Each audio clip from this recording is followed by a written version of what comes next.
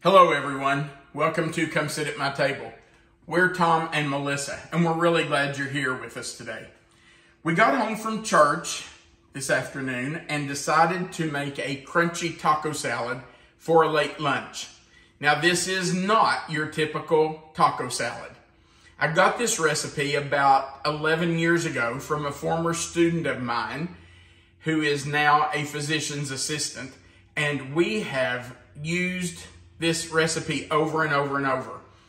So we wanted to share it with you today. Let's look at what you're going to need if you want to make crunchy taco salad. First, you're going to need 1 pound of ground beef. Now, if you want to use hamburger, that's fine. We like the ground beef because it's 80-20, and we just feel like that's a little better, but any kind of hamburger ground beef will be just fine. You're going to need 1 packet of taco seasoning. Now, we're using mild because that's what Melissa and I like. But if you like things hot, by all means, feel free to use the heat level that you like. You're going to need 1 small head of lettuce, and you're going to use pretty much all of that. This does make a lot of food, by the way. We usually make this when we have friends over, and usually there are 6 of us for this meal, and we don't even eat it all. So this makes quite a bit of food. It will easily feed 6, maybe 8 people, depending on the size of serving everybody eats. You're also going to need a large tomato. Now, I know what you're thinking. Well, you have 3 tomatoes. I do, but these are really small tomatoes, and they were left from another dish we made.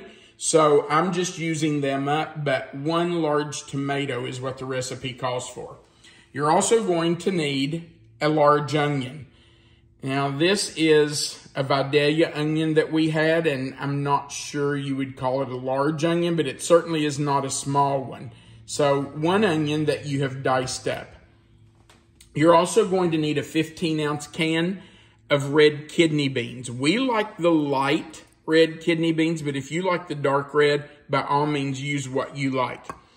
Then you're going to need 2 cups, which is an 8-ounce bag of shredded cheddar cheese. We like the mild again, but if you like sharp cheddar, then use sharp. You use what you like, but you need 2 cups, which is 8 ounces. You're also going to need a bag of Doritos. This is a 14-ounce bag, and we're going to use all of this. You'll just crunch these up right before you serve your salad. So 1 14-ounce bag of Doritos. And last, you're going to need a 16-ounce bottle of classic Catalina dressing. So make sure you use all of it. The last 3 things you put in, the cheese, the Doritos, and the Catalina dressing, will all go in right before you serve it. You can fix everything else, put it all in a bowl together and put it in your refrigerator and wait until you're ready to serve it to stir in the cheese, the Doritos, and the dressing right before you serve. So this is something you can kind of make ahead and then just throw the last 3 things in at the last minute. All right, we're going to start by browning our ground beef. So we will put that in our skillet and start that cooking. I am going to use my handy dandy meat breaker upper. I don't know what else to call it. Culinary terms there, babe. Yes, that's, well, you know, that came from my training in France at the French Culinary School. Okay, not really. I'm just kidding. That's Appalachian redneck speaking, I guess. It's the West Virginian coming out in me. So we're going to let this sit here and get started. When that is finished browning and it's, you know, all browned and broken up, we will drain that before we stir in our taco seasoning. So we're going to let that start cooking. When it is finished cooking and we have it, you know, all brown, we'll come back, let you see us drain it, and get ready to put everything else in. So we'll be back as soon as this is ready. Our hamburger has been browned and we're ready to drain it. Now, if you'll look in the sink, I want to show you a little trick I've learned. If you take a piece of aluminum foil and put it in your sink and form it down in the drain, you can put your strainer on that, or your sieve, whatever you're using, and pour whatever meat you're draining into that. That fat will drain into the aluminum foil, and you can just leave it sit there and let it firm up. And then you just take the aluminum foil and throw it away. So we will just make sure that's drained really well. Now, Melissa, can you see how the grease is down in here? And we're just going to leave that there until it hardens. It will firm up, and then we will throw the whole thing away. It's an easy way to drain your meat. All right, we're going to take our taco seasoning pack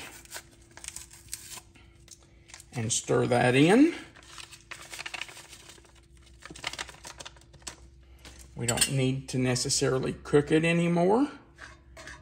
We just want to make sure that's stirred in well so that it has that flavor all over the meat. And then we're just going to let this cool. You want it to, you don't want to put it into your lettuce and tomatoes and onions and things hot, because it will really wilt those. So we do want to let it cool for just a little bit. But first we have to make sure that that taco seasoning is all over that meat. Man, that smells good. It smells so good. Okay, I'm just going to spread it out so it cools a little faster. And scoot that over here and leave it while we finish chopping everything. So we have drained our light red kidney beans, and we can just go ahead and put those in. And I did go ahead and start chopping our vegetables, so I'll just finish doing that. I've already put some in, so let's just finish that up. I like to chop the onion fairly small. I mean, you can't get it teeny tiny, but you know, as small as you can get it. That way you don't have huge pieces of onion in your salad. And I'm never able to get every bit of it, but just as much as you can get out of there. Turn it over and chop it this way. All right, that can go into the compost. And then chop this up. Pieces that didn't get chopped, take care of those.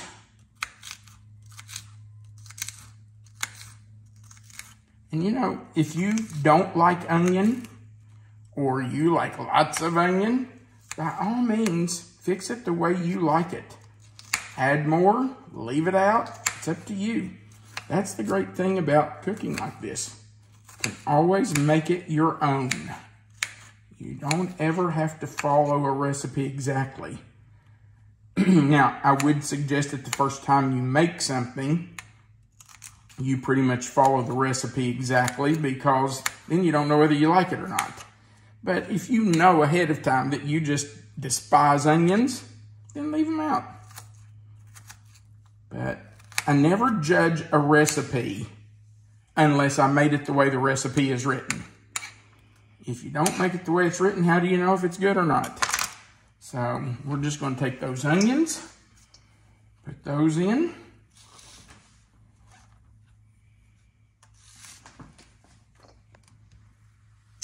All right, let's finish up the tomatoes. I did take out the seeds and the juice from the tomatoes, because you don't want them to water down your salad. You don't want it to be watery. So I did take out those. I'm just doing a rough chop on these. They don't have to be perfect.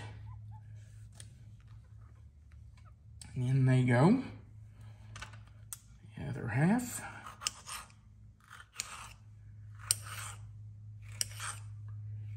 Did I get every seed out of the tomatoes? No.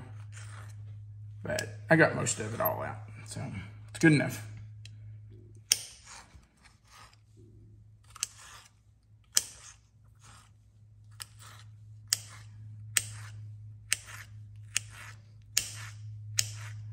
And I don't chop the tomatoes as small as I do the onions because you want to see those in there. All right. And that goes. So 1 onion, 1 large tomato, or 3 small. And let's finish up our lettuce.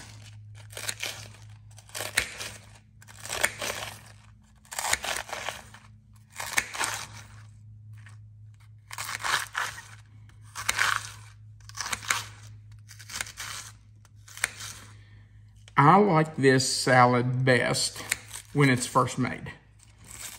I like it when the Doritos are still really crunchy and everything's fresh. But we have friends who love this leftover. They like it the second day, the third day.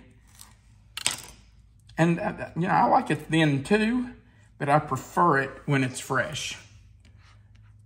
So, you know, you might like it fresh like I do, but what you have left over, don't throw away.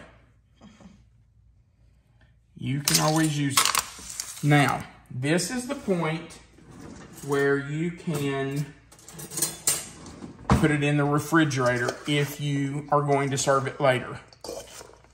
You can just wrap it, put something over it to keep it fresh, and put it in the refrigerator and just wait until you're ready. And then you can add the cheese, the Doritos, and the Catalina dressing later.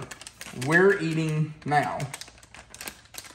So, my hands are wet, I can't rip that. Grab a... Did you talk about draining the beans? I did not. We did drain. Actually, Melissa drained and rinsed the beans. And I know a lot of people will say, oh, I love the sauce that's on the beans.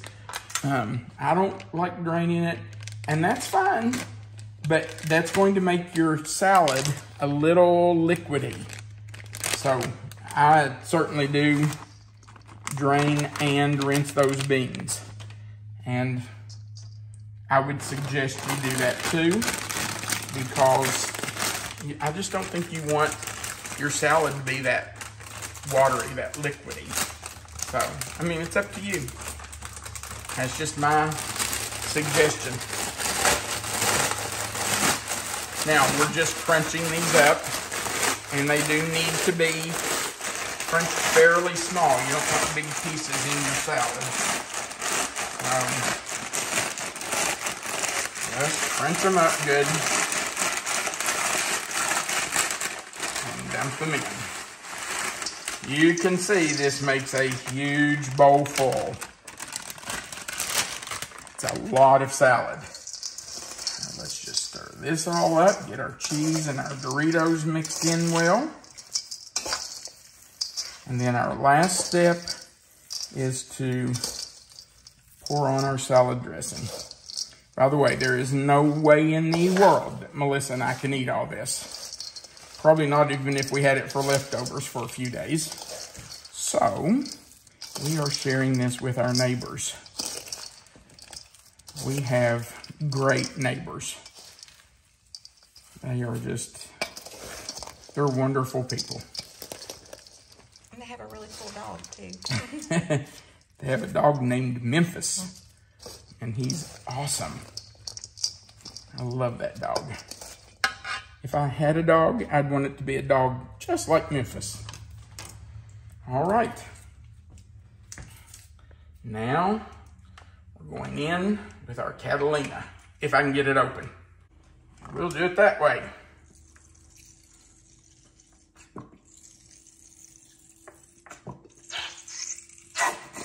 Yes, the whole bottle goes in.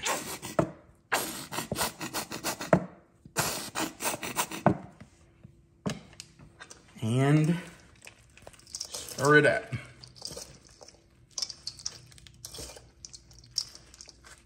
I told you this is not your typical taco salad. I was not kidding. I'm telling you, this is delicious. Hamburger. Oh, I forgot the hamburger, didn't I? I thought you did when you said that. Wow.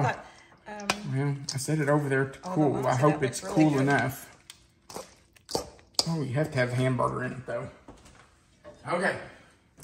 In we go with the hamburger.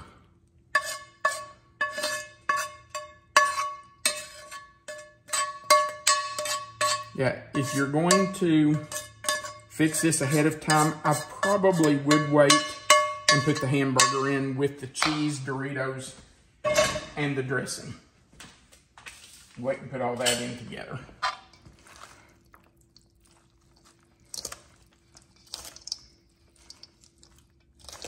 I know it looks different. I know it may be unlike anything you've eaten. It's certainly not what you would typically think of as a taco salad. I'm telling you, it is so good. In fact, we have friends that would tell you this is their favorite meal that we make. And I sure do appreciate that Ginger shared this recipe with us. That's it. We're done. Now, let's get a small bowl and sample a little bit. Or a lot. All right, baby, you want the first bite? I don't think I'll just wait because I'm afraid I'll Are you? spill it on my shirt trying to eat it like that way. I'll feed you. I'm gonna. Oh, I know you would, but I'll wait and eat some. Okay. In a second.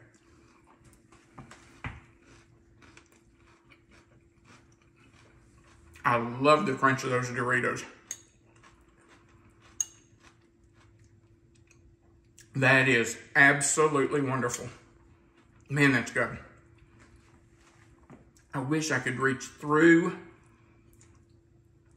that camera lens and give everybody a bite. Right there you go. I wish I could do that. Man, that is so good.